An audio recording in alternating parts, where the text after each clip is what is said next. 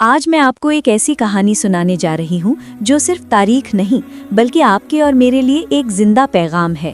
یہ حضرت نوح علیہ السلام کی داستان ہے جو صبر، یقین اور توحید کا وہ سبق ہے جو انسان کو اندر سے ہلا دیتا ہے۔ حضرت آدم علیہ السلام کے بعد انسانیت نے توحید کا راستہ اپنایا تھا، لیکن وقت گزرنے کے ساتھ جب نیک لوگ فوت ہوئے تو لوگوں نے ان کی یاد میں مجسمے بنائے۔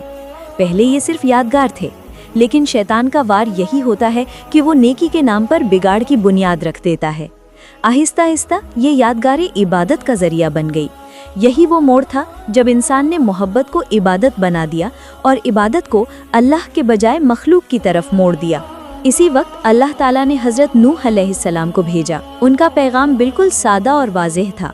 اللہ ایک ہے، اسی کی عبادت کرو، اسی سے ڈرو، اسی سے امید رکھو، اسی کی اطاعت کرو۔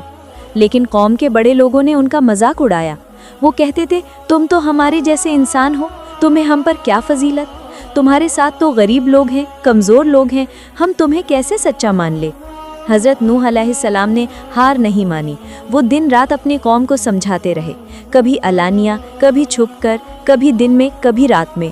وہ انہیں اللہ کی رحمت کی یاد دلاتے، آخرت کا خوف دلاتے، لیکن قوم کا رویہ اور بھی سخت ہوتا گیا۔ وہ کہنے لگے، اگر تم واقعی اللہ کے رسول ہو تو کوئی بڑا معجزہ دکھاؤ، اگر تم سچے ہو تو ہم پر عذاب لے آؤ۔ یہاں ایک اہم سبق ہے جو ہمیں سیکھنا چاہیے۔ جب سچ بولنے والا اکیلا رہ جائے تب بھی سچ سچ ہی رہتا ہے۔ اکثریت دلیل نہیں ہوتی، بلند آواز حق نہیں ہوتی، اور طاقت ایمان کی دلیل نہیں ہوتی۔ ایمان دلیل ہے اور حق دلیل ہے۔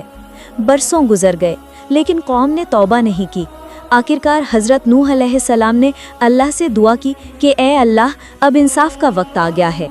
تب اللہ نے انہیں حکم دیا، کشتی بناؤ۔ یہ عجیب بات تھی کہ خشک زمین پر کشتی بنائی جا رہی تھی۔ لوگ اور بھی زیادہ ہنسنے لگے۔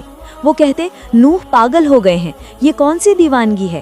یہ تو ہمیں ڈراتا تھا، اب خود تماشا بن گیا ہے۔ لیکن حضرت نوح علیہ السلام کا یقین مضبوط تھا۔ وہ جانتے تھے کہ آج تم ہنستے ہو، کل جان لوگے، آج تم مذاق کرتے ہو، کل تم پر حقیقت کھل جائے گی۔ اور واقعی ایسا ہی ہوا۔ جب کشتی مکمل ہو گئی تو آسمان سے پانی برسنا شروع ہوا، زمین سے چشمے پھوٹے اور پوری زمین پانی میں ڈوب گئی۔ یہ منظر کتنا خوفناک رہا ہوگا۔ وہی لوگ جو کل تک ہنس رہے تھے آج پانی میں ڈوب رہے تھے، لیکن حضرت نوح علیہ السلام اور ان کے ساتھی محفوظ تھے۔ یہاں ایک اہم سبق یہ ہے کہ نجات نسب سے نہیں، ایمان سے ہے۔ خون کا رشتہ اگر ایمان کے ساتھ نہ ہو تو کوئی فائدہ نہیں۔ آج ہمارے زمانے میں بھی یہ کہانی بہت اہم ہے۔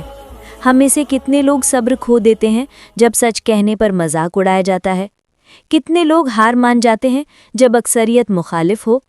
حضرت نوح علیہ السلام کی زندگی ہمیں سکھاتی ہے کہ حق پر ڈٹے رہنا، صبر کرنا اور اللہ پر بھروسہ رکھنا ہی اصل کامیابی ہے۔ اگر آپ نے یہ کہانی آخر تک سنی ہے تو آپ کے دل میں ایمان کی ایک نئی کیفیت جاگ سکتی ہے۔ یہ وقت ہے کہ ہم اپنے آپ سے پوچھیں، کیا ہم اللہ کی طرف واپس جانے کے لیے تیار ہیں؟